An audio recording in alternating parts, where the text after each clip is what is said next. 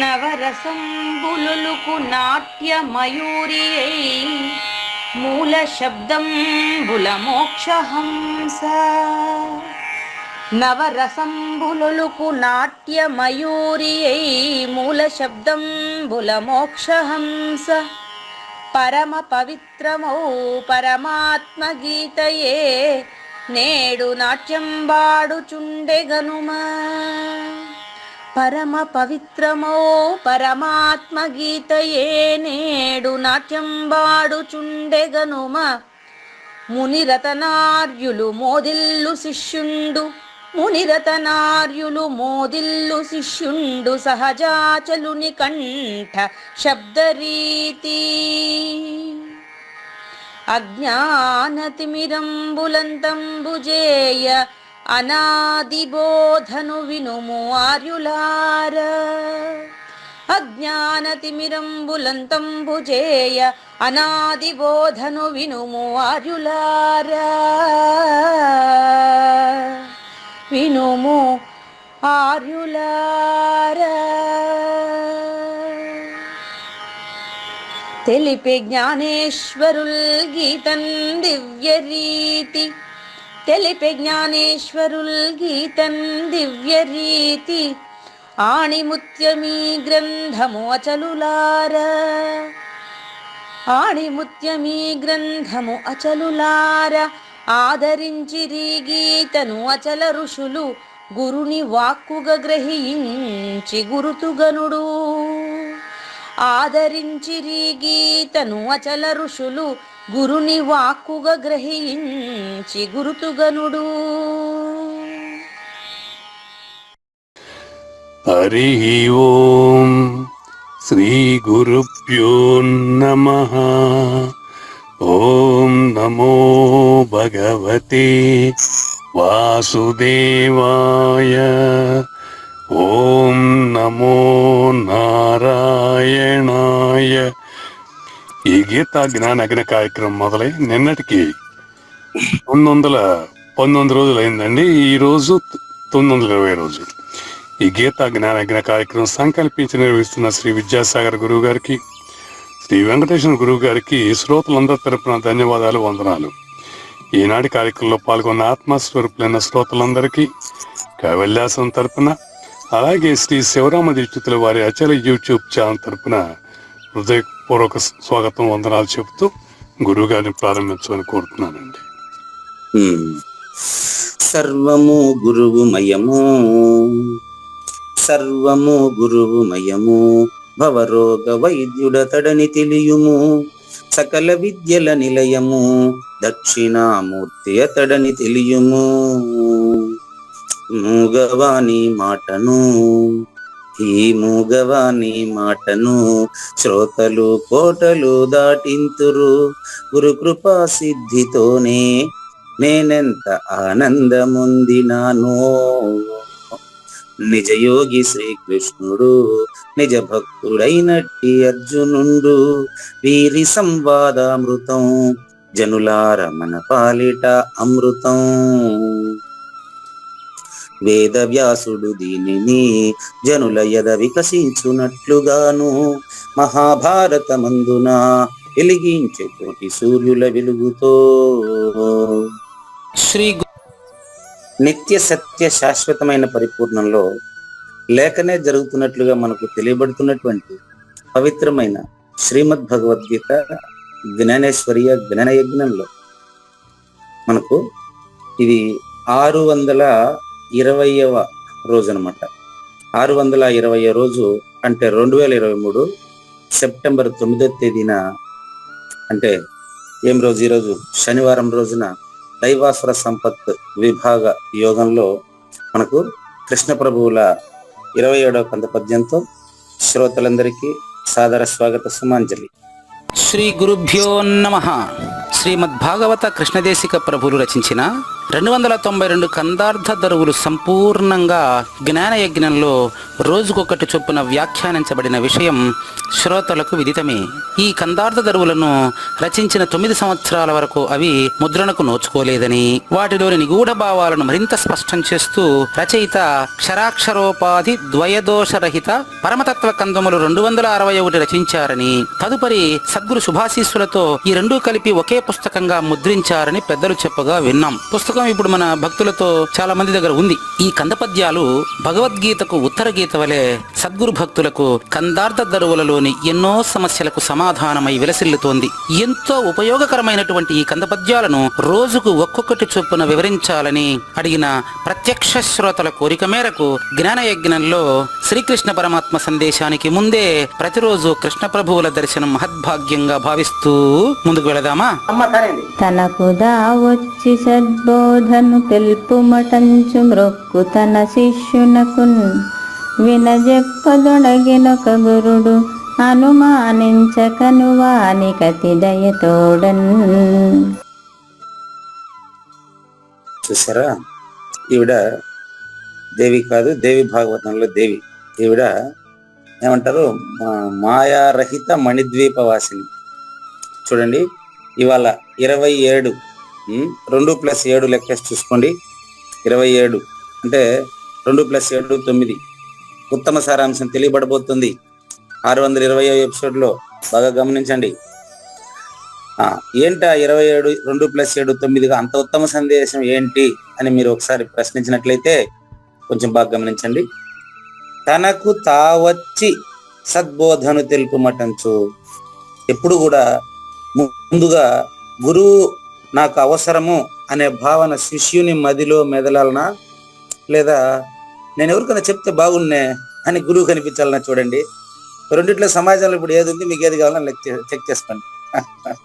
చూసుకోండి, తనకు తానే వచ్చి ఖచ్చితంగా బ్రహ్మ విద్యలో ఎప్పుడూ కూడా, ఎప్పుడైనా సరే, ఏ కాలంలోనైనా సరే, ఏ యుగంలోనైనా సరే, అయ్యా నేను జనన మరణాలతో విసిగిపోయినాననేటువంటి భావన శిష్యుడిలో కలిగినప్పుడు మాత్రమే అప్పుడు తనకు ఒక గురువు కూడా మాయగానే కనిపిస్తాడు, మాయలోనే కనిపిస్తాడు. మాయ అని అతనికి తెలియదు. ఇది ఇంపార్టెంట్. బాగా గమనించండి. ఇక్కడ కృష్ణ ప్రభువులు ఈ యొక్క 27వ కందపద్యాన్ని ప్రారంభించినటువంటి ఎత్తుగడ, శిల్పము ఒకసారి మీరు గమనించండి. ఎత్తుగడ అంటే ప్రారంభము, శిల్పము అంటే ఎంచుకున్న పరిపూర్ణ ప్రబోధను మనకు సూచన చేసే విధానమే శిల్పము. గుర్తుపెట్టుకోండి. ఎత్తుగడ అంటే ప్రారంభం. రేపు మీకు 2 కందార్థాలని రెండు కందపద్యాలని రేపు ఒకేసారి కలిపి చెప్పబోతున్నాం. ఒకటి గురువు, 2 శిష్యుడు. దానికి ముందుగా ఈ గురు శిష్యులు ఎక్కడి నుంచి వచ్చారు, గురు శిష్యులు అనేది 2 ఉన్నారా? ఇంతకీ గురు శిష్యాధికం నాస్తి అంటుంది అనంతోపనిషత్తు. కనుక కాస్త జాగ్రత్తగా గమనించండి. సమాజంలో 84 లక్షల జీవరాశుల్లో బుద్ధిజీవి అయినటువంటి మనిషి, జంతువునాం నరజన్మ దుర్లభం అన్నారంటే మిగతా జీవరాశుల్లాగా జీవిస్తున్నటువంటి జీవులలో ఒక్క మానవ జన్మ ఉత్తమము, మహోత్తమమైంది.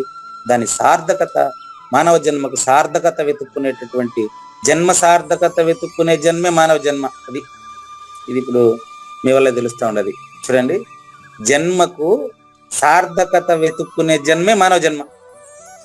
అటువంటి మానవ జన్మలో ఏ మానవుడికైతే నేను జనన మరణ రహితము చెందాలి అని ఏ మానవుడికైతే అనిపిస్తుందో అతను ఏం చేస్తాడు? ముందుగా తనకు తావచ్చి సద్బోధను తెలుపుమటంచు.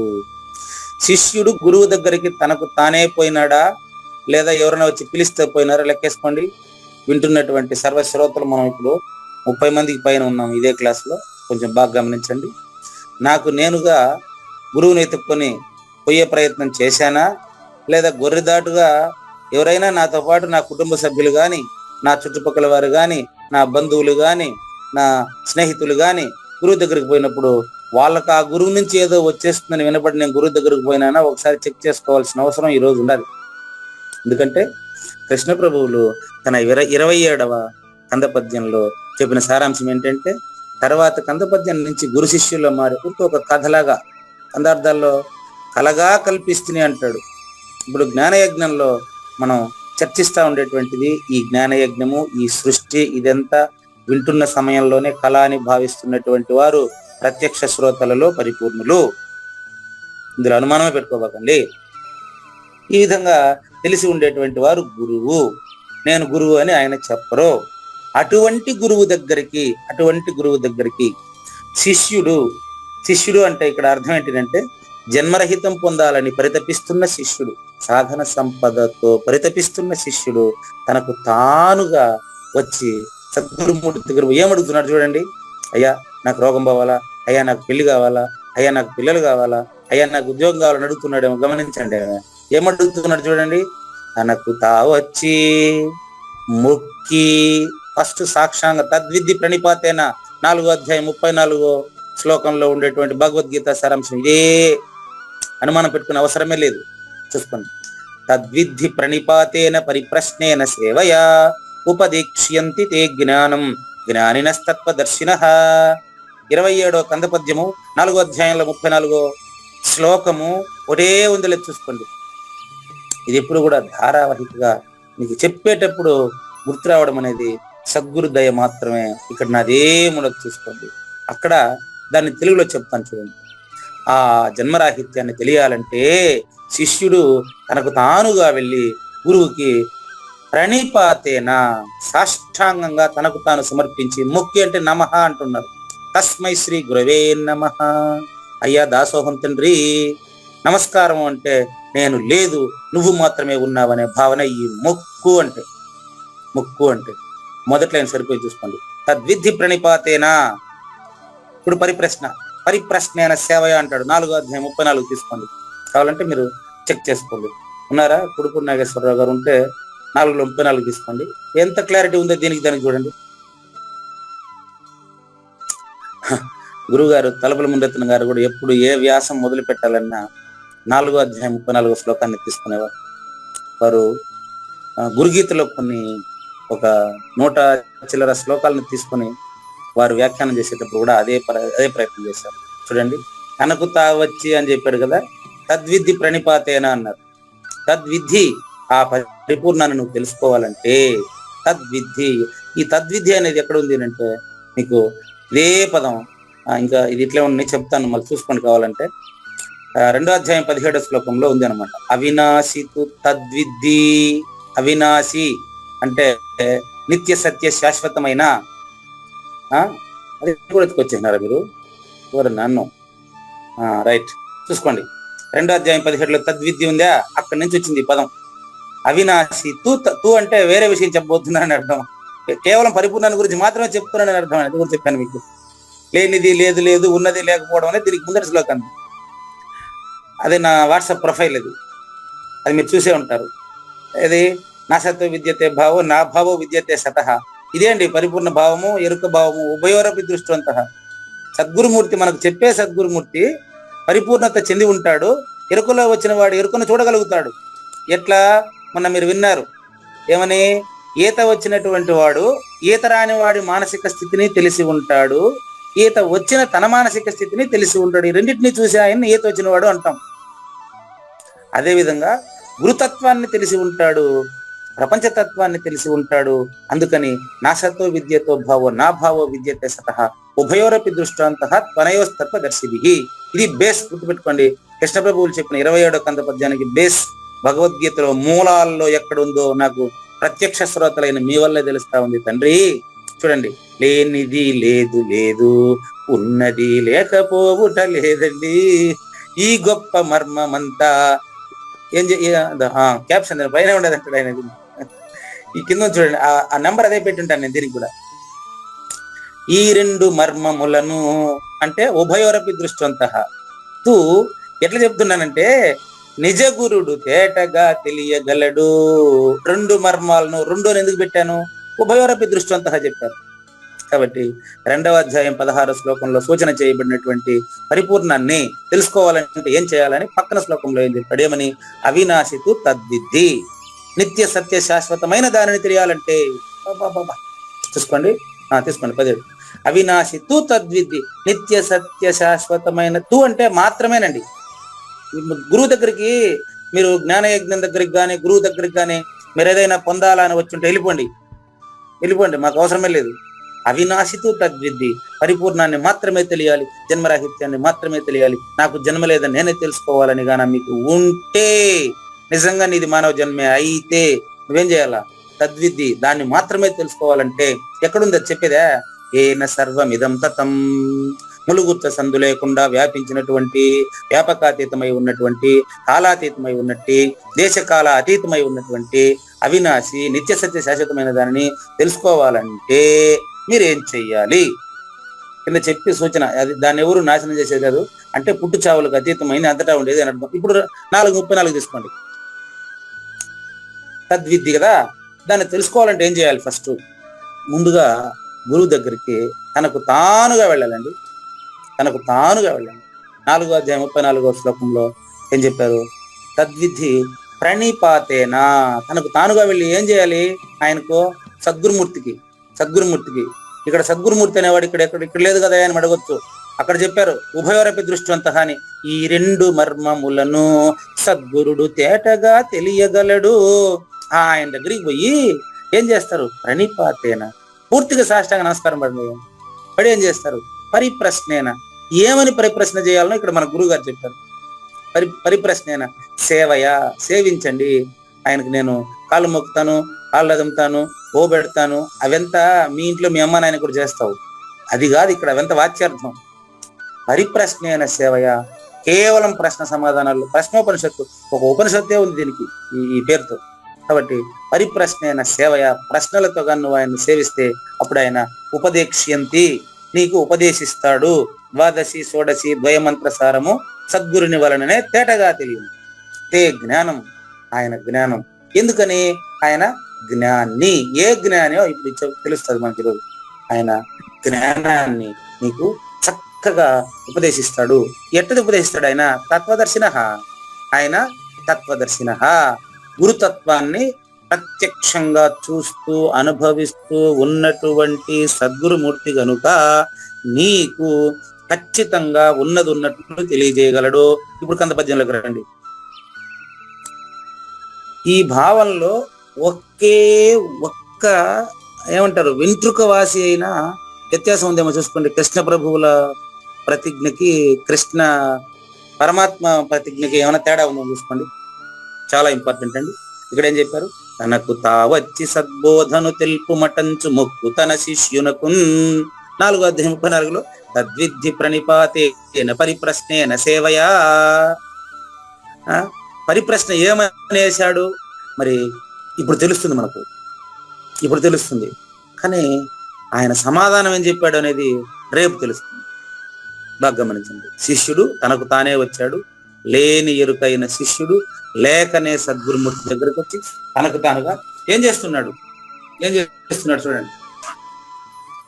సత్ బోధను తెలుపుమటంచు, అది అసలు విషయం. పరిప్రశ్న అది ఏం బోధ చూసుకోండి. సద్బోధను అయ్యా, నాకు ఈ సమాజంలో ఉండే బోధలన్నీ విని విసిగిపోయినాను. ద్వైతం అంటారు, అద్వైతం అంటారు, విశిష్టాద్వైతం అంటారు, గాణాపత్యం అంటారు, అయ్యప్ప స్వామి అంటారు, ఇంకేందో ఎర్రబట్టలు వేసుకుంటారు, ఓం శక్తి అంటారు. ఇంతమంది పోతున్నారు, చూస్తే ఎవరు ఏమి సాధించింది నాకు కనపడడం లేదు. అంతా జన్మరణాలు సహజంగానే సజావుగానే సాగిపోతున్నాయి. నాకు వీటన్నిటి మధ్యలో ఈ గందరగోళం గజిబిజి పక్కన పెట్టండి.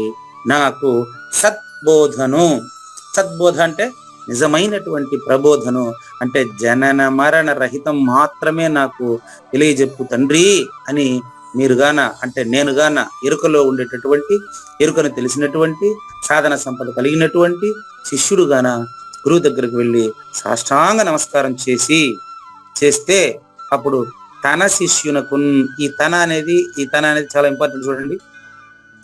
మొదట చెప్పిన తన శిష్యుడు, రెండోసారి చెప్పిన ఇక్కడ తన గురువు. ఎట్లా? ఆ పదాల పొందికలో మనకు స్పష్టంగా అర్థమవుతుంది.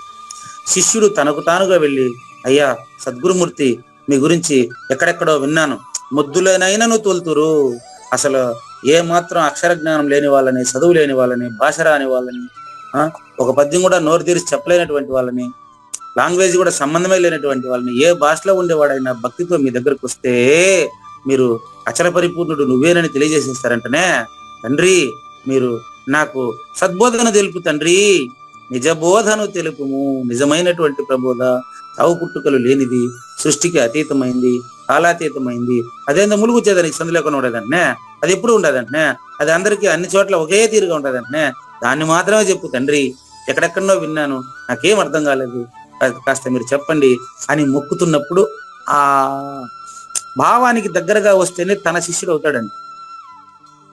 నోటి మాటలతో ఇప్పుడు చాలా మంది సభల్లో ఏం చేస్తున్నారంటే, మధ్యలో డిస్టర్బ్ చేశాడని, ఇది ధారకు అడ్డం పడ్డాడని ఆయన ఏదేదో నేర్చుకుని వచ్చేసి ఉంటాడు, బట్టి పట్టేసి వచ్చి ఉంటాడు, మైకులో దాన్ని చెప్పేటప్పుడు ఈయన అడ్డం పడతాడని, కూర్చోండి ముందు బాగా కూర్చొని ఏంటంటే అంటూ ఉంటాడు.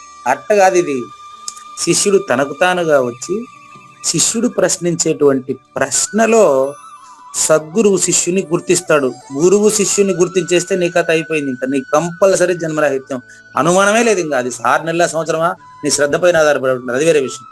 కాబట్టి ఈ మొదటి లైన్లో ఎంత అద్భుతమైనటువంటి సత్యం దాగి ఉంది అనేది నాకు జ్ఞానయజ్ఞ ప్రత్యక్ష శ్రోతల వల్ల, అదేందో ప్రారంభంలో చెప్పానే, మాయారహిత మణిద్వీపవాసిని అయినటువంటి మరి దేవి భాగవతంలో చెప్పినటువంటి ఆ యొక్క సద్గురుమూర్తి దాన్ని ఆ విధంగా పదవిభజన చేసి పాడడం వల్ల తెలిసిందో నాకు తెలియదు. కానీ మొత్తం మీద శిష్యుడు తనకు తానుగా వచ్చి, తన శిష్యుడు అంటే సాజన్మ సాకార సద్గురుమూర్తి అయినటువంటి ఆయన, ఆ శిష్యుడిలో అటువంటి బీజం, అటువంటి వాసనలు, అంటే ఆ తన సద్గురుమూర్తి తనకు తెలియజేసినటువంటి విషయాలకు సంబంధించిన వాసనలు ఇతనికి ఉంది, ఇతనికి చెప్తే బుద్ధికి చెప్తే పడుతుంది అని అనుకున్నప్పుడు, ఇక్కడ రహస్యం చెప్పేస్తాను మీకు. నాకు డిగ్రీ కాలేజీలో ఎంతమంది అయినా ఉండనే కానీ పాఠం చెప్పేటప్పుడు నాకు తెలియకుండానే ఈ బ్రహ్మ విద్యకు సంబంధించినటువంటి మాటలు వచ్చేస్తాయి. ఎందుకంటే నా సబ్జెక్ట్ అదే కాబట్టి, తెలుగు మాస్టర్ కాబట్టి. నేను చెప్పేటప్పుడు కుచేలోపాఖ్యానం కానీ ఇట్లా విషయాలు కొన్ని చెప్పేటప్పుడు అలవకగా నాకు తెలియకుండా అటువంటి ప్రబోధ ఇక్కడ గంట సేపు మీ దగ్గర మాట్లాడతా కాబట్టి అది వచ్చేస్తాను. ఎవరైతే దాన్ని పట్టుకొని మళ్ళీ నన్ను వచ్చి ప్రత్యేకంగా అడుగుతారో వాళ్ళ సశిష్యుడు, అది వాళ్ళకి తెలియదు, అప్పటికి తెలియదు. వాళ్ళకి గురువు శిష్యుడు అనే మాట కూడా అర్థం కూడా తెలియదు, వాళ్ళు సశిష్యుడు అనమాట.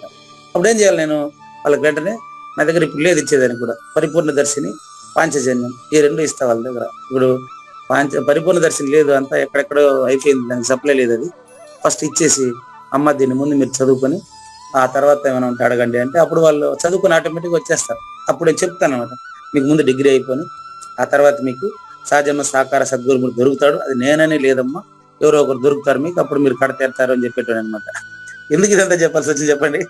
తనకు తావచ్చి మొక్కు తన శిష్యునికి. క్లాస్లో వాళ్ళు రెస్పాండ్ అయ్యేదాన్ని బట్టి నాకు తెలిసిపోతుందండి. క్లాసులో వాళ్ళు మామూలుగా పాఠానికి పరీక్ష కోసం చదువుతున్నాడా, పరమార్థం కోసం చదువుతున్నాడా అనేది మనకు అర్థమైపోతుంది. ఇట్లా గమనించాలి. కానీ సద్గురువు మైక్ పట్టుకొని చెప్పేటప్పుడు, మైక్ పట్టుకుంటానే ఫస్ట్ ఆయన అందరూ కూర్చోండి, బయట పోకండి, నేను చెప్పేది ఏనండి అంటాడు. అసలు నిజంగా చెప్పడం మొదలు పెడితే వాళ్ళే బయట పోరండి. అది పక్కన పెట్టి అందరిని కంట్రోల్ చేసేదానికి ప్రారంభిస్తూ ఉంటాడు. వాళ్ళు మరి సద్గురువులో కాదో వాళ్ళకే తెలియాల. బాగా గమనించండి. శిష్యుడు తనకు తానుగా వెళ్ళి అటువంటి సద్గురుమూర్తిని ఆశ్రయించి, నిజానికి అటువంటి సద్గురుమూర్తిని ఆశ్రయించాడు అంటేనే ఆ గురువు మదిలో ఇతను ఇంకంతే దృష్టిలో పడ్డాడు. అప్పుడు ఏం చేశాడు ఆయన? ఒకసారి గమనించండి. సెకండ్ లైన్ చూడండి. వినజెప్పదొనగెను. బ్రహ్మ విద్య చెప్పడం మొదలు పెట్టేశాడంట. చాలా ఇంపార్టెంట్. వినజెప్పదొనగెను. ఎక్కడి నుంచి వినజెప్పాలి ఆయన? ఈ కందార్థం పట్టుకో, ఆ కందార్థం పట్టుకో, 10 కందార్థాలు బట్టి పెట్టు, 4 శ్లోకాలు కంఠస్థం పెట్టు, నీకు ప్రార్థనా విధానం రావాలా, ఇది కాదుడా. వినజెప్పదొనగెను అంటే ఆ శిష్యుడికి ఆ బ్రహ్మ విద్య పైన ఆసక్తి కలిగేటట్టుగా చెప్పుంటాడు. నిజానికి నాకు తెలిసి ఆ యొక్క సద్గురుమూర్తి మాట్లాడే మాటతోనే శిష్యుడికి ఓహో జన్మరాహిత్యమే నిజమైంది, జన్మే అబద్ధమని స్పష్టమైనటువంటి ఒక అవగాహన వచ్చినప్పుడు అతను అనుమానించకుండా అడుగుతాడు. ఇతను కూడా శిష్యుడిని అనుమానించే శిష్యుడు కాదు ఇతను, నిజమైన శిష్యుడు ఇతను గుర్తించాల. నాలాగా ఎవరినంటే వాళ్ళని పిలిచి కూర్చొని పెట్టుకొని నెలలు గడపబాకండి. ఎవరి దగ్గర వాళ్ళ దగ్గర పోయి నేను తిరిగినా కదా, అన్ని ఆశ్రమాలు తిరిగినా, అన్ని చోట్ల తిరిగినా. ఆ విధంగా అంటాడు, తిరగబాకండి. మీకు నిజంగా సాధన సంపత్తి ఉంటే గురువు ఆటోమేటిక్గా మీ ఇంటికి వచ్చేస్తారండి. అలా కలిసినటువంటి గురు శిష్యులు శిష్యుడి యొక్క విన్నపాన్ని మన్నించి పరిప్రశ్నను, ఏం పరిప్రశ్న? అయ్యా నాకు నిజ బోధన తెలపండి. ఇదేనండి ఇక్కడ ఈరోజు పరిప్రశ్న. సద్బోధను తెలపండి అని శిష్యుడు అడిగాడట. గురువు చెప్పడం మొదలుపెట్టాడట. ఎట్లా చెప్పడం మొదలుపెట్టాడు? అనుమానించక. ఇది ఇంకా అనుమానించకుండా వానికి అతి దయతోడన్. ఈరోజు మనం ఇక్కడ తెలుసుకోబోయేది కూడా ఇదే పదాలు ఏమంటే, అంటే దయ ఈరోజు వస్తుందా? లేదు, రేపు ఎల్లుండి వస్తుంది దయ. ఇక్కడ ఈరోజు మనకు మరి గురువు ఏం చెప్పాడు అనే విషయం రేపు 28వ కంద పద్యం ప్రారంభంలో తెలుస్తుంది. శిష్యుడు ఏమడిగాడు అనేది కూడా రేపటి ఎపిసోడ్నే. గురు శిష్యుల సంవాదం ఎలా మొదలవుతుందో అనేది మనం తర్వాత ఎపిసోడ్లో చూద్దామండి. ఇప్పుడు మనం రచయితకు ధన్యవాదాలు తెలియజేస్తూ ఇంకుండేటువంటి 35 నిమిషాల సమయానికి మనం ఈరోజు దైవాసుర సంపత్తి విభాగ యోగము అనేటువంటి దాంట్లో కూడా పరిపూర్ణ బోధ చెప్పుకున్నాడు అనేటువంటి ఆశ్చర్యకరమైనటువంటి అద్భుతమైనటువంటి విషయంలో ఈరోజు మనం 920వ రోజు 2 సుగుణాలను గురించి తెలుసుకుంటామండి. చూడండి, అది త్యాగము, శాంతి. త్యాగము, శాంతి. ఇంతవరకు ఎన్ని తెలుసుకున్నాం చూడండి. అభయం సత్వ సంశుద్ధి, జ్ఞాన యోగ వ్యవస్థితి, దానం దమశ్చ యజ్ఞశ్చ, స్వాధ్యాయస్తప ఆర్జవం. అక్కడికి 9 అయింది. తర్వాత అహింస సత్యం అక్రోధ, అంతవరకు పూర్తయింది. నిన్న అక్రోధం పూర్తయింది, అంటే 12 అయింది నిన్న. ఈరోజు 13, 14. ఈరోజు 13, 14 ఏంటవి? త్యాగము, శాంతి. త్యాగ శాంతిరపైశునం. అపైశునం అనేటువంటి ఒక్కదాన్ని గురించి రేపు చూద్దాం. ఈరోజు త్యాగము, శాంతి అనేది చక్కగా పరిశీలిద్దాం. ఎవరైనా సరే ఈరోజు చెప్పబడేటువంటి త్యాగము, శాంతిలో ఎలాంటి చిన్న సందేహాలు ఉండినప్పటికీ నాకు క్లాస్ తర్వాత మీరు గ్రూప్లో వాట్సాప్ చేయొచ్చు, లేదా అడ్మిన్కి వాట్సాప్ చేయొచ్చు మీ సమస్యని. ఈరోజు మనం తెలుసుకోబోయేది త్యాగము అంటే కూడా ఎరుకను త్యాగం చేయడము, శాంతి అంటే గుర్తుపెట్టుకోండి, ఎరుకను త్యాగం చేసిన తర్వాత ఉండేటువంటి పరిపూర్ణ స్థితినే శాంతి అంటారు. సంక్షిప్తంగా చెప్పేశాను, ఇప్పుడు సంపూర్ణంగా చెప్తాను. చూడండి, సంపూర్ణంగా చెప్తాను. నిన్న మనకు చివరగా అక్రోధము, ఎప్పుడైతే అక్రోధము సిద్ధిస్తుందో అటువంటి వాడికి ఎరుకను త్యాగం చేసేటటువంటి నేర్పు వస్తుంది. ఎట్లా చేస్తాడు ఒకసారి చూడండి. ఈ త్యాగాన్ని గురించి మరి యజ్ఞభోక్త అయినటువంటి శ్రీకృష్ణ భగవానుడు, అంటే సాజన్మ సాకార సద్గురుమూర్తి అయినటువంటి శ్రీకృష్ణ భగవానుడు. ఇంకా పైకండి, మర్చిపోతారు అయ్యగారు. అహింస సత్యము అక్రోధం అయిపోయింది కదా. నెక్స్ట్ ఆ పేజీనే కదా, తర్వాత పేజీకి వెళ్ళాలి మనం. ఇక్కడ రండి, ఎంత అయిపోయింది. త్యాగము ఈరోజు చెప్తాను, మార్క్ చేసి పెట్టుకుంది. ఇంకా ఇంకా 20 అయింది చూడండి. అక్రోధము ఆ పేజీ కంప్లీట్ అయింది. తీయండి. ఎస్, అటు పిమ్మట లక్ష్మీపతి అంటే సాక్షాత్తు శ్రీ మహావిష్ణువే నాకు చెబుతున్నాడని మనం, అంటే శిష్యుడు అనేవాడు గమనించాలి. జ్ఞానేశ్వరి మనకు నేర్పుతున్నటువంటి విషయం ఇది. అంటే సాక్షాత్తు దక్షిణామూర్తి నుండి శ్రీ మహావిష్ణువు గ్రహించినది, సూర్య భగవాను నుండి శ్రీ యాజ్ఞవల్కి జనకులు, సుఖయోగి సాందీపుల వరుసలో శ్రీకృష్ణ భగవానుడు. ఆ శ్రీకృష్ణ భగవానుడే ఇక్కడ మనకు స్పష్టంగా జ్ఞానేశ్వరిగా భావించి మనం వినాలి. ఇక్కడ త్యాగాన్ని మీకు 8 రకాలుగా చెప్తారండి. 8 రకాలు, అష్టవిధమైన త్యాగాలు అన్ని కూడా ఒక విషయాన్ని. అంటే త్యాగము అంటే అర్థం ఏంటంటే త్యజించిన వాడు లేదని తెలియడమే త్యాగం అండి. త్యజించిన వాడు లేదని తెలిస్తే ఉండేది పరిపూర్ణుడే కదా. చూడండి, పరిపూర్ణుడు ఒకటే. ఈ విషయాన్ని మనం 8 విశేషణాలతో చూద్దాం. 8 రకాలు.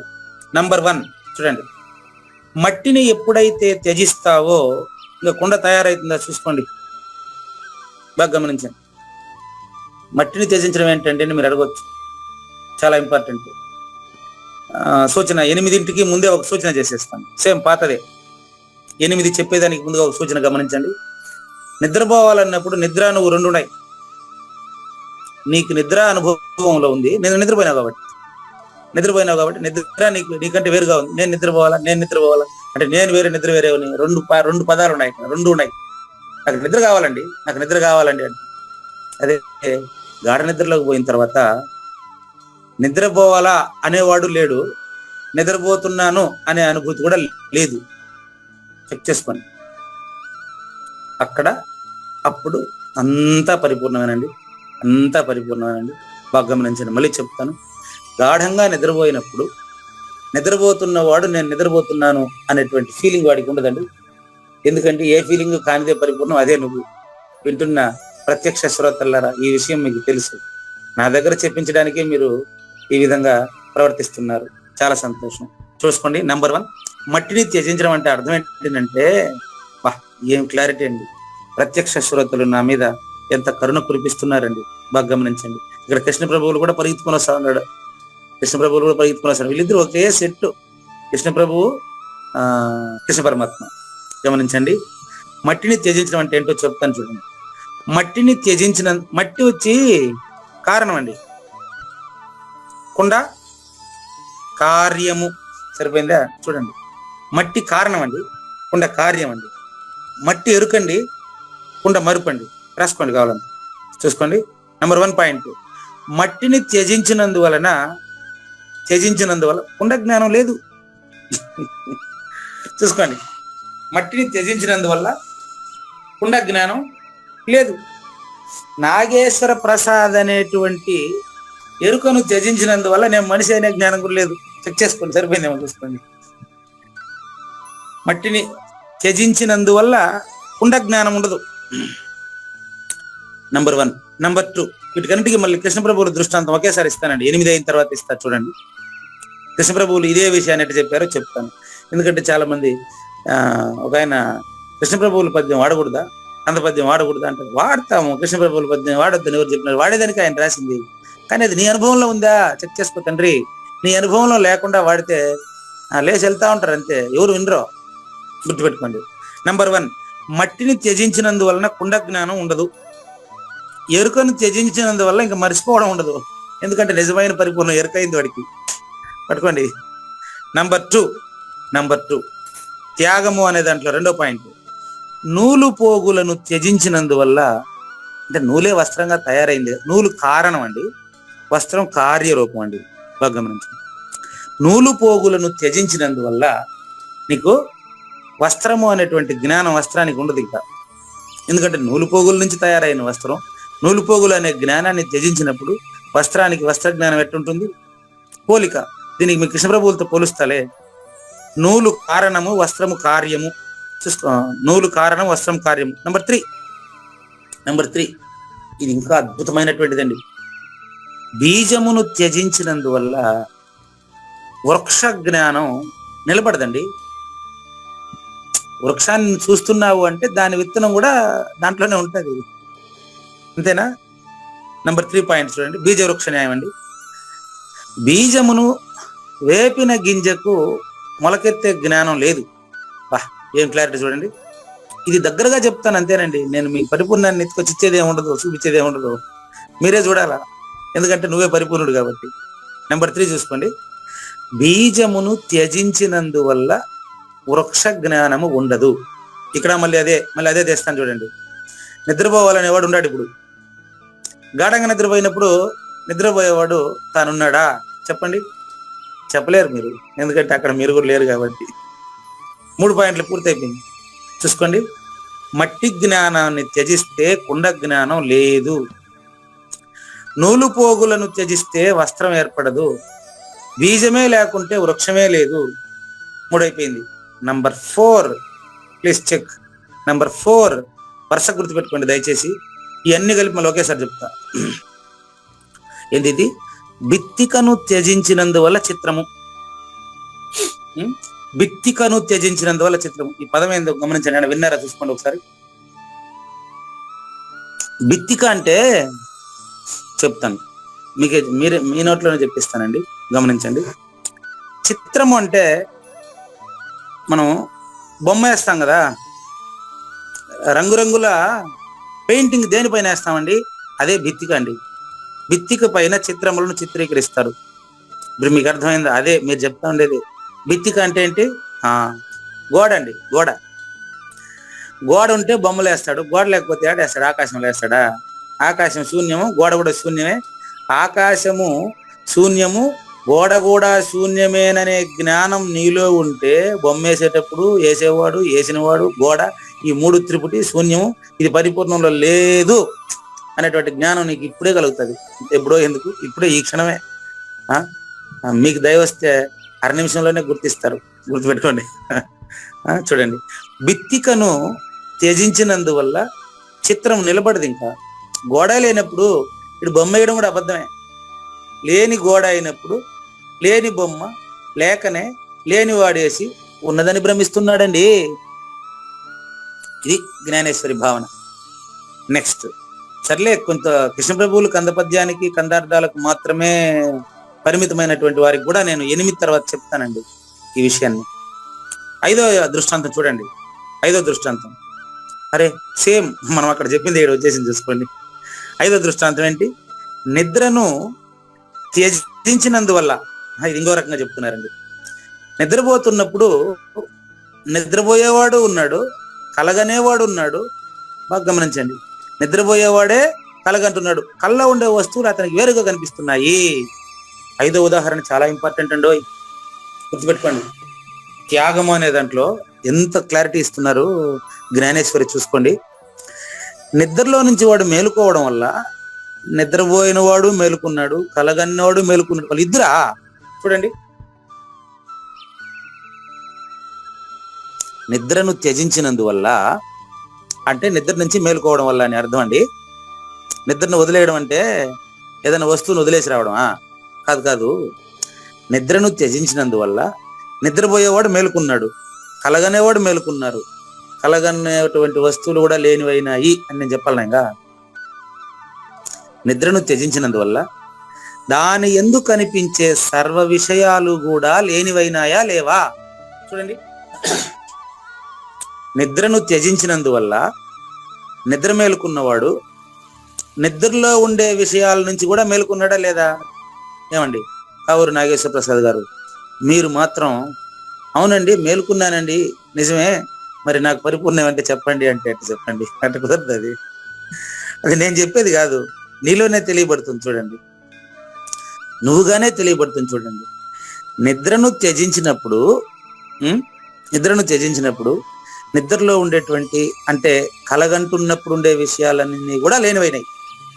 5 పూర్తయిపోయినాయి, గమనించండి. 6 ఇంకా స్పష్టమైన, సులభమైన, సూటి అయిన ఎగ్జాంపుల్ 6 బాగా గమనించండి. జలము కారణం అండి, గుర్తుపెట్టుకోండి.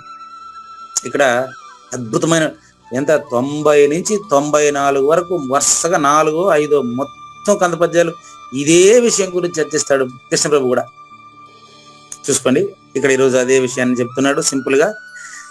జలము అంటే కారణము, దేనికి? చేపకి. అదేవిధంగా అలకి, చేపకి, అలకి జలమే కారణంగా తెలుస్తుంది మనకు. జలమే అల, అలే జలం. కానీ జలము అనే కారణాన్ని గాన త్యజిస్తే, జల జ్ఞానం నశిస్తే తరంగ జ్ఞానం ఏడుంటుంది చెప్పండి? జలము అనేటువంటి జ్ఞానం నశిస్తే తరంగ జ్ఞానం ఉంటుందా? చూడండి, 6 పాయింట్లు అయినాయండి. నీళ్ళే లేనప్పుడు అలా కూడా లేనిది అయిందో లేదు చూసుకోండి, బాగా గమనించండి. ఆలోచించే నువ్వే లేనప్పుడు ఆలోచన కూడా లేనిది అవుతుంది, ఇది దాని అర్థం.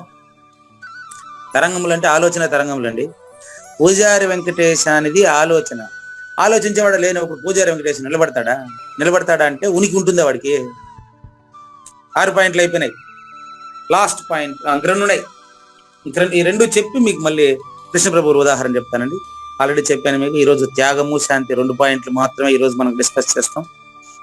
నెంబర్ 7, వర్ష ఋతువే లేనప్పుడు మేఘాలు ఎక్కడం, రాళ్ల వాన పడడం, ఇదంతా అసలు వర్ష ఋతువే లేనప్పుడు. వర్ష ఋతువు అనేది కారణము, మేఘాలు, వర్షము అనేది కార్యము.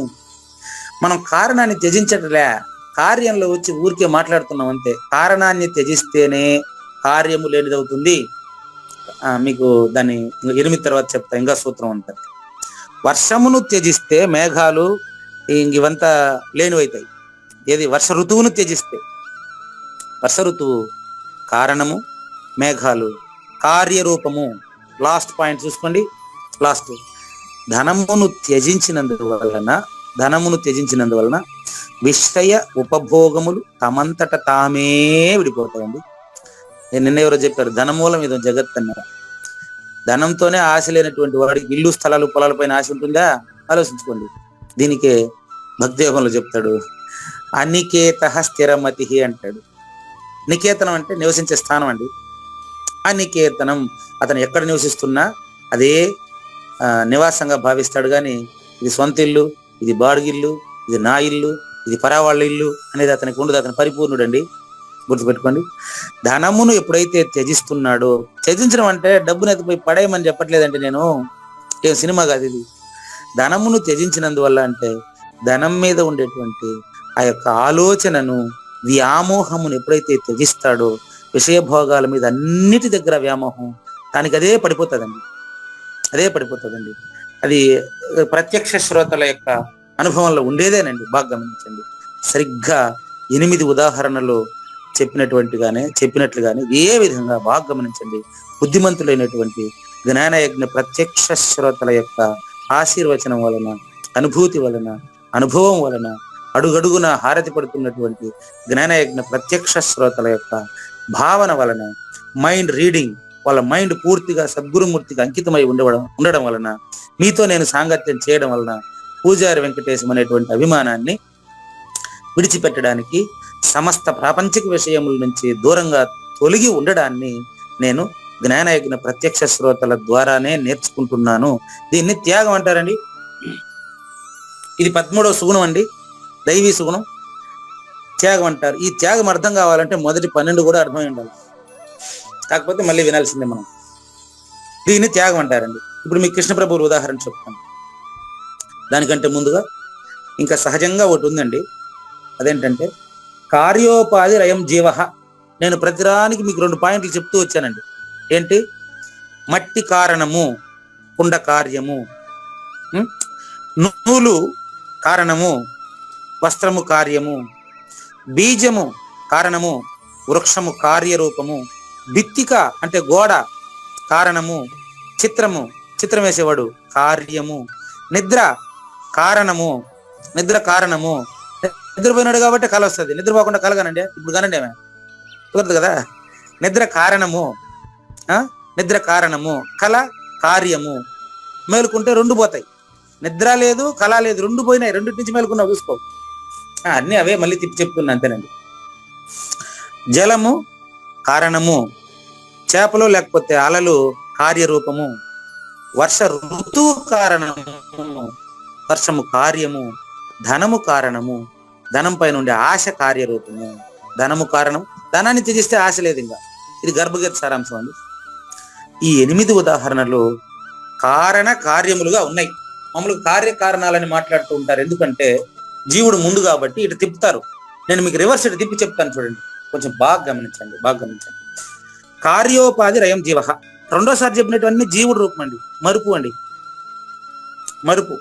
రెండోసారి చెప్పినటువంటి అంటే కుండ మరుపు, మట్టి ఎరుక, నూలు ఎరుక, వస్త్రం మరుపు, బీజం ఎరుక, చెట్టు మరుపు, గోడ ఎరుక, బొమ్మ చూస్తున్నటువంటి వాడు మరుపు, నిద్రపోవాలా అనేది ఏదైతే ఉందో అది ఎరుక. నిద్రలో కూడా నువ్వు ఉండవు, కానీ నిద్ర లేచినప్పుడు కలగనేవాడిని నిద్ర 2 నుంచి మేలుకుంటా ఉండదు. నెక్స్ట్ అదేవిధంగా 6 జలము ఎరుక, అలా అనేయడం మరుపు, వర్ష ఋతువు ఎరుక. ప్రాక్టికల్ గా వర్షం కనిపించేటప్పటికి అది మరుపు. అంటే భౌతిక స్థితిలోకి వచ్చిన తర్వాత మరుపు అండి, జీవుడు అండి. బాగా గమనించండి. భౌతికమైన స్థితిలో ఉండేటప్పుడు మరుపు, జీవుడు. 24 అదే మనసు, అదే మరుపు. బాగా గమనించండి. మరుపు అంటే జీవుడు నంబర్ 24, ఎరుక అంటే నంబర్ 25. అంటే మట్టి 25, నూలు 25, బీజం 25, గోడ 25, నిద్ర 25, జలము 25, ఇక్కడ వర్ష ఋతువు 25, ధనము 25, ధనానికి ఉండేటువంటి మిగతా అన్ని 24 చూసుకోండి. ఇట్లా కారణము 25గా తెలియండి అంటే జ్ఞాత 25, మనసు 24. పట్టికలో కూడా నెంబర్ సరిపోయి చూసుకోండి. మరి జ్ఞాతను ఈ మనసును రెండింటినీ త్యజించడం, కలిపి త్యజించడాన్ని త్యాగం అంటారు.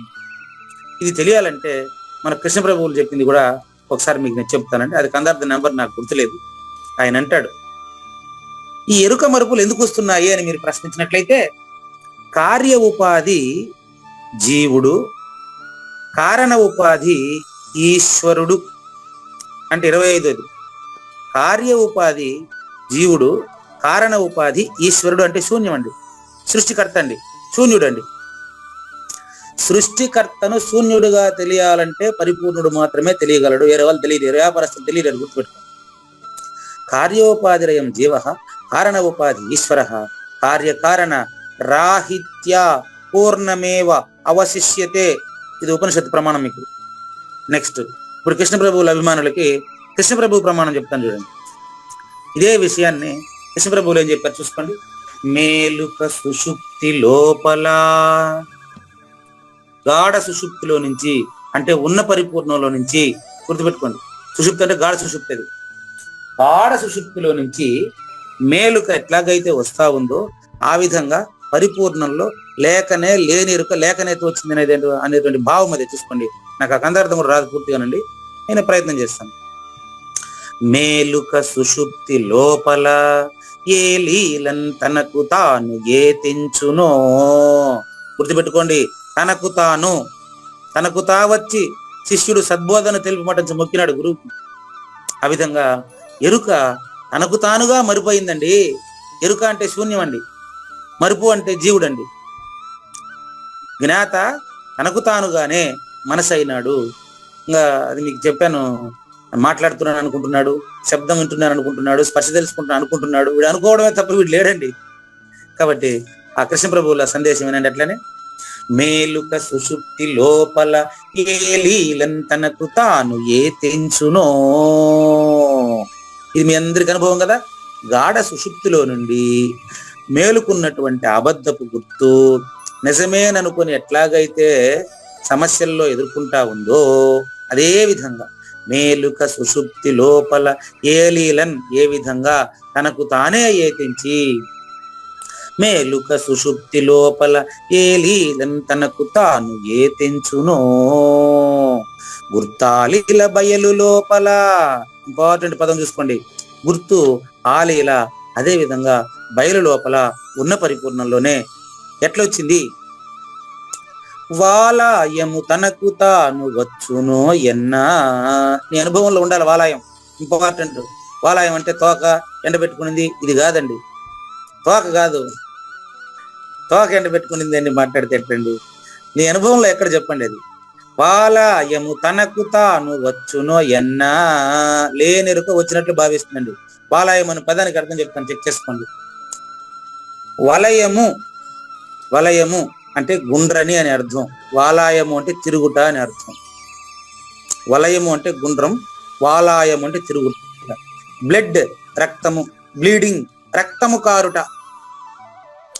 బ్లడ్ అంటే రక్తం అండి, బ్లీడింగ్ అంటే రక్తము కారుట అని అర్థం. గుర్తుపెట్టుకోండి, 2 పదాలడా. బ్లడ్ అంటే ఒక పదం, బ్లీడింగ్ అంటే కూడా ఒకే పదమే, కానీ తెలుగులోకి రాసినప్పుడు 2 వస్తాయి. ఎట్లా? రక్తము కారుట అనే. అదే విధంగా ఇక్కడ వాలాయము అంటే వలయము అంటే గుండ్రని అని అర్థం. వాలాయము అంటే తనకు తానే ఎరుక మరుపై ప్రవర్తిస్తూ ఉంది. ఆ ఎరుక పరిపూర్ణ గురుమూర్తి ద్వారా త్యజించవలసిన అవసరం ఉంది. ఎట్లా? తనకు తానుగా. ఎవరు? మరుపుగా గుర్తిరిగిన వాడే, ఎరుక మరుపులను గుర్తిరిగిన వాడే తనకు తానుగా త్యజించాలండి. ఇది తత్వబోధ చూసుకోండి. మేలుక సుషుప్తి లోపల ఏ లీలను తనకు తాను ఏ తెంచెనో. ఎట్లాగైతే మీకు ప్రతిరోజు గాఢ నిద్రలో నుంచి మెలకువలోకి వచ్చి ఈ ప్రపంచమంతా నిజము అని నమ్మేసి నాది నేను నాది అని ప్రవర్తిస్తా ఉందో, ఏ విధంగా బట్టబయలైన పరిపూర్ణ బట్టబయలైన పరిపూర్ణంలో అబద్ధపు గుర్తు అంటే అబద్ధపు గుర్తు ఆ లీల అదే విధంగా తనకు తానుగా ఏతించి వచ్చి హెచ్చి సచ్చునోయన్నా. అది వచ్చింది అంటే జాతస్య మరణం ధ్రువం జన్మ మృతస్య చ, పక్కన అది కూడా ఉంది. వచ్చి హెచ్చి సచ్చునోయన్నా, నేను కాదు, కృష్ణ ప్రభువులు వాడుతున్నారు సచ్చును పదం, ఊరికి నేర్చిన మాట్లాడబాకండి. వచ్చి హెచ్చి సచ్చును అంటే వచ్చి అంటే పుట్టి, హెచ్చి అంటే పెరిగి, సచ్చును అంటే ఒకరోజు చచ్చిపోతుంది. ఏది పుట్టింది చచ్చిపోతుంది, గుర్తుపెట్టుకో. నువ్వు పుట్టని వాడు తండ్రి.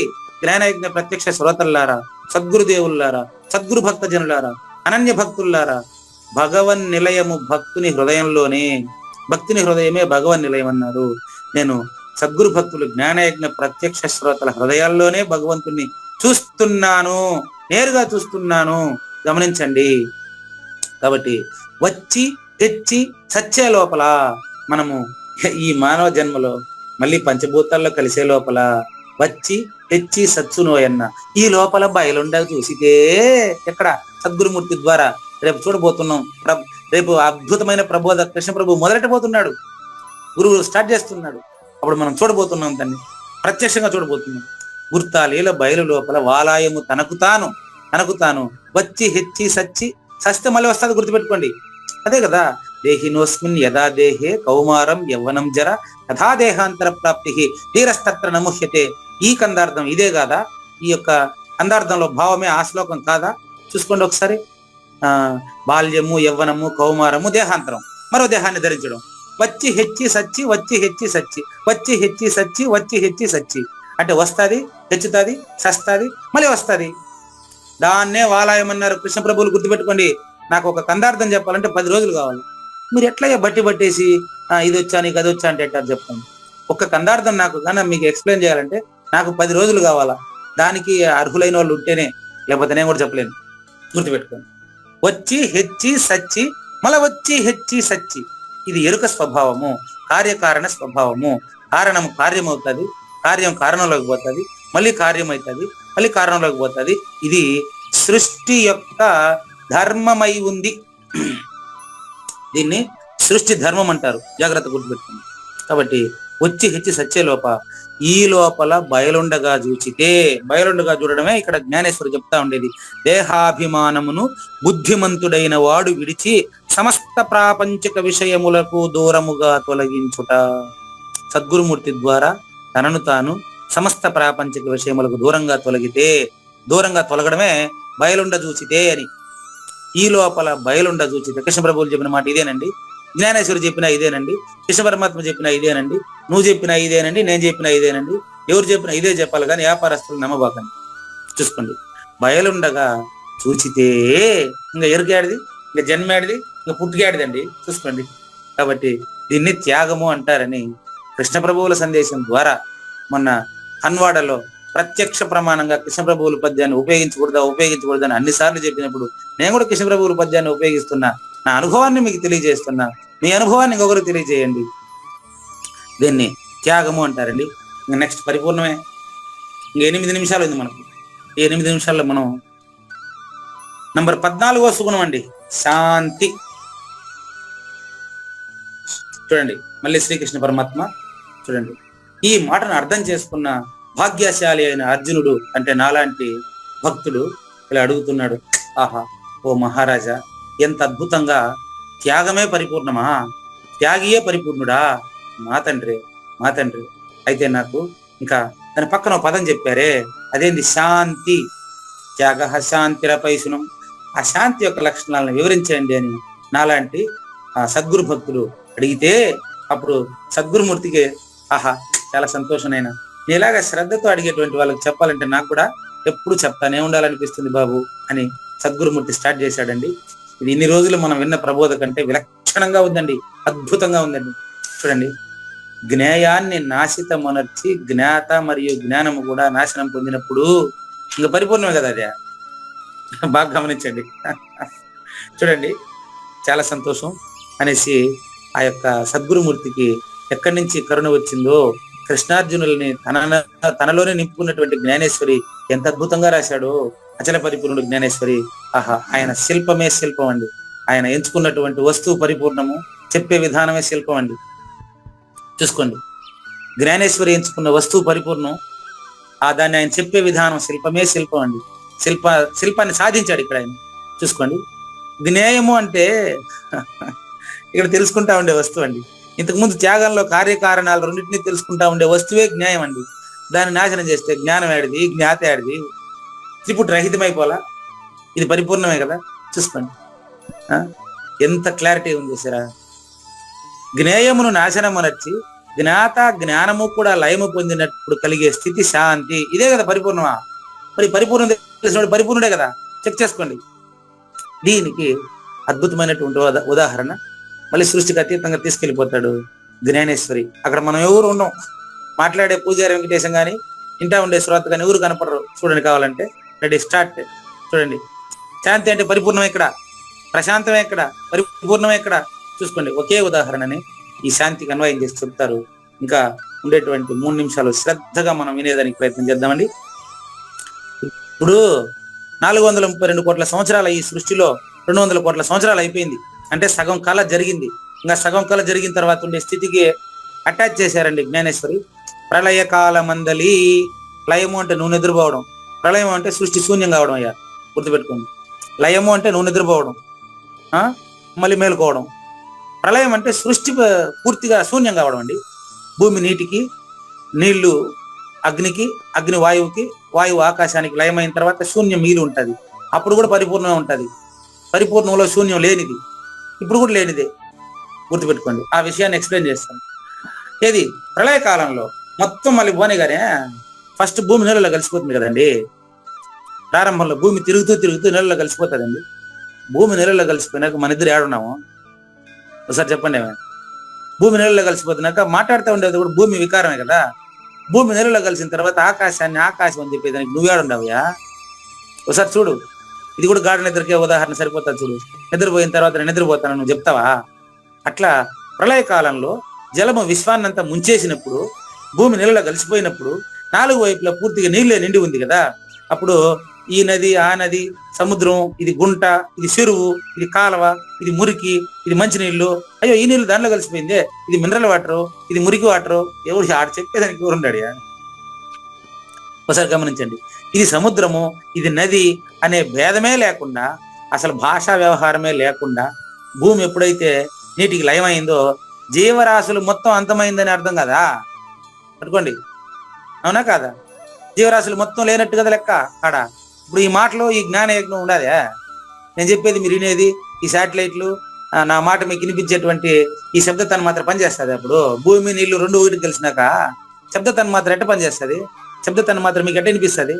ఎట్ట చూసినా ఒకటే నీరే వ్యాపించి ఉన్నట్టు కనిపిస్తుందని ఇప్పుడు చెప్పడం మీరు నేరుగా చూస్తున్నారు. నేనేడ చెప్తున్నాను, మీరు చూస్తున్నారు. మీరు లేని విషయాన్ని మీరే చూస్తున్నారు. చూడండి, ఇది ప్రబోధ అంటే. కానీ ఆ సమయంలో కూడా దాన్ని గురించిన జ్ఞానం పొందుటకై దానికి భిన్నమైన వస్తువు ఏదైనా ఉంటుందా? భూమి నీటికి లయమైపోయిన తర్వాత ఏమండి, భూమి నీటికి లయమైపోతే ఎవడున్నాడు దాన్ని తెలుసుకునేదానికి? ఏది ఉండదు. అదే పరిపూర్ణ స్థితి, అది నువ్వే. సరిగ్గా ఇదే రీతిన జ్ఞేయంతో ఆలింగనమునర్చుకొని, అంటే సద్గురుమూర్తి ప్రబోధతో తన్మయం పొంది, అక్కడ చెప్పిన జ్ఞానం ఇక్కడ చెప్పిన జ్ఞానం వేరే. చూసుకోండి, జ్ఞేయంతో ఆలింగనమునర్చం అంటే ఇక్కడ సద్గురు బోధలో నువ్వు తన్మయత్వం చెందితే అని అర్థం అండి. జ్ఞానమగు నీకు నీవే జ్ఞేయంబైన బయలుగాంచి అంటాడు కృష్ణ పరమాత్మ. కృష్ణదేశికుల తులనాత్మక పరిశీలనలో పైన పెట్టిన దాన్ని జ్ఞేయం ఎత్తత్ ప్రవక్ష్యామి యద్ జ్ఞాత్వ అమృతమశ్నుతే అంటాడు. అచల పరిపూర్ణంతో నువ్వు తాదాత్మ్యత అనే మాట కూడా ఇక్కడ చెల్లదండి. గురుమూర్తి చెప్పినటువంటి భావంలో నువ్వు తన్మయత్వం చెందిన తర్వాత అప్పుడు జ్ఞాత ఏడున్నాడు, చెప్పేవాడు ఆడా, వినేవాడు ఆడా, జ్ఞానం ఎక్కడ? జ్ఞానాతీతం కదా అది. అంతటా ఆ సమయాన్నే జ్ఞానయజ్ఞ ప్రత్యక్ష శ్రోతల్లారా, అదే పూర్ణమేవ అవశిష్యతే. ఓం పూర్ణమదః పూర్ణమిదం పూర్ణాత్ పూర్ణముదచ్యతే పూర్ణస్య పూర్ణమాదాయ పూర్ణమేవ అవశిష్యతే అని చెప్తే ఈ శాంతినే చెప్పారు. అపైశునం అనేదాన్ని రేపు చూద్దామండి. 14 సుగుణాలు సంపూర్ణం. లేనిది లేదు, లేదు ఉన్నది లేకపోవుట లేదండి. ఈ గొప్ప మర్మమంతా మీ వలన తేటగా తెలిసెనండి. అహింసా ప్రియ భాషను త్యాగి అయి కోపము లేకుండగా ఎవరిని నిందించగా శాంతిగా భూతదయ కలిగుండుట కోమలత్వము కలిగియు కర్తవ్య కర్మలను చేయుచుండు శ్రీకృష్ణుని పలుకును సూటిగా తలపల మునిరత్నమే శ్రీమించిన భావమై సద్గురువు చెప్పకనే చెప్పెను గదా. ఆహా, సద్గురు అర్పణం అండి. మంగళం అమ్మ కానివ్వండి.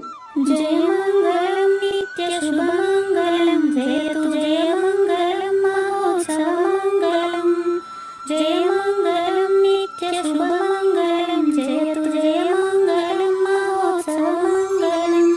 శ్రీమించున చలంబు సూచించినటువంటి దక్షిణామూర్తికి దండమిడుతూ శ్రీమించున చలంబు సూచించినటువంటి దక్షిణామూర్తికి దండమిడుతూ శ్రీ మహావిష్ణువు సూర్య భగవానుడు యాజ్ఞవల్కి జనక రాజ ఋషికి జయ మంగళం నిత్య శుభమంగళం జయతు జయ మంగళం మహోత్సవ మంగళం. అయం వ్యర్థ బాహ్య కోపిన భవతి అనే సుఖయోగి సాంది పరుసుల వరుస అయం వ్యర్థ బాహ్య కోపిన భవతి అనే సుఖయోగి సాంది పరుసుల వరుస దీనినే శ్రీకృష్ణ పరమాత్మ వద్దనే ఎరిగరిగిన ఉద్ధవార్జునులకు జయ మంగళం నిత్య శుభమంగళం జయతు జయ మంగళం మహోత్సవ మంగళం. శ్రీ అల్లమా ప్రభు బసవేశ్వరుండును బ్రహ్మానంద రామానంద స్వామి శ్రీ అల్లమా ప్రభు బసవేశ్వరుండును బ్రహ్మానంద రామానంద స్వామి నవరసాలు లిఖించు నాట్యమయూరిగా గీతను మలచిన జ్ఞానేశ్వరులకు జయ మంగళం నిత్య శుభమంగళం జయతు జయ మంగళం మహోత్సవ మంగళం. కబీరు దాసుడు సహజానంద గురుడు రామావధూతయు రాజితముగా కబీరు దాసుడు సహజానంద గురుడు రామావధూతయు రాజితముగా అంబికా శివయోగి శ్రీవేమన నిరంజన వెంకయ్య తిరువెంగళార్యులకును జయ మంగళం నిత్య శుభమంగళం జయతు జయ మంగళం మహోత్సవ మంగళం. శ్రీ బృహద్వాసిష్ట సిద్ధాంతమును చేసి జనన మరణ భ్రాంతి జడుపు బాపి శ్రీ బృహద్వాసిష్ట సిద్ధాంతమును చేసి జనన మరణ భ్రాంతి జడుపు బాపి అచల సాంప్రదాయమవనిలో నెలకొలిపి అందించినట్టి శివరాములకును జయ మంగళం నిత్య శుభమంగళం జయతు జయ మంగళం మహోత్సవ మంగళం. మెప్పైన బోధల తిప్పలు బాపిన అప్పయ్య మంత్రియు అచల గురులు మెప్పైన బోధల తిప్పలు బాపిన అప్పయ్య మంత్రియు అచల గురులు పరశురామ సీతారామ స్వామి ప్రభులు నరసింహ యోగి గురువర్యులకును జయ మంగళం నిత్య శుభమంగళం జయతు జయ మంగళం మహోత్సవ మంగళం. కంద కందార్థముల నందించి బృందముకు రంది పాపిన కృష్ణ ప్రభువునకును కంద కందార్థముల నందించి బృందముకు రంది బాపిన కృష్ణ ప్రభువునకును పలుకుల కందనిది పరబయలు ఇది అని పలికిన ఫీల్కాన లక్ష్మణునకు జయ మంగళం నిత్య శుభమంగళం జయతు జయ మంగళం మహోత్సవ మంగళం. ఫీల్కాన లక్ష్మణుల ప్రియ శిష్యవర్యుండు అవధూతయని పేరావనియందు ఫీల్కాన లక్ష్మణుల ప్రియ శిష్యవర్యుండు అవధూతయని పేరావనియందు పాఠాలు నేర్పించి పీఠాలు ఏర్పరచి శంఖబాపిన వెంకటేశ్వర వధూతకు జయ మంగళం నిత్య శుభమంగళం జయతు జయ మంగళం మహోత్సవ మంగళం. బట్టబయలున ఎరుక పుట్టనే లేదని బాలాజీ సింగు ఈ కీలు తెలిపే. బట్టబయలున ఎరుక పుట్టనే లేదని బాలాజీ సింగు ఈ కీలు తెలిపే. మూలమూలేనట్టు ఎరుకేమి లేదని తెలియజెప్పిన మునిరత్నమార్యులకును. జయమంగళం నిత్య శుభమంగళం జయతు జయమంగళం మహోత్సవమంగళం. నరస్వప్నము వంటి సురస్వప్నమిది అని పరిపూర్ణ దర్శినిని ప్రకటపరచి. నరస్వప్నము వంటి సురస్వప్నమిది అని పరిపూర్ణ దర్శినిని ప్రకటపరచి. సహజాచల రాజయోగి సద్గురు కృపచ సాంప్రదాయక గురుల సరసన జేరే. జయమంగళం నిత్య శుభమంగళం జయతు జయమంగళం మహోత్సవమంగళం. నిష్కల్మషానంద నిజ గురుని శిష్యుండు లింగమూర్తి లిపిని పొందుపరచి. నిష్కల్మషానంద నిజ గురుని శిష్యుండు లింగమూర్తి లిపిని పొందుపరచి. కార్వేటి నగరము పురవాసుడైనట్టి పూజారి వెంకటేశునకంకితం విధి. జయమంగళం నిత్య శుభమంగళం జయతు జయమంగళం మహోత్సవమంగళం. జయమంగళం నిత్య శుభమంగళం జయతు జయమంగళం మహోత్సవమంగళం. జై సద్గురు ప్రభు మహారాజ్ కి జై. జై గురుదేవ్ అండి. శ్రోతలందరి తరపున వెంకటేశ్వర గురువు గారు ధన్యవాదాలు చెప్తూ శాంతి మంత్రం. పూర్ణమదః పూర్ణమిదం పూర్ణాత్ పూర్ణముదచ్యతే పూర్ణస్య పూర్ణమాదాయ పూర్ణమేవా అవశిష్యతే. ఓం తత్సత్. ఓం శాంతి శాంతి శాంతి. హరి ఓం. న తద్భాసయతే సూర్యో న శశాంకో న పావకః యద్గత్వా న నివర్తంతే తద్ధామ పరమం మమ.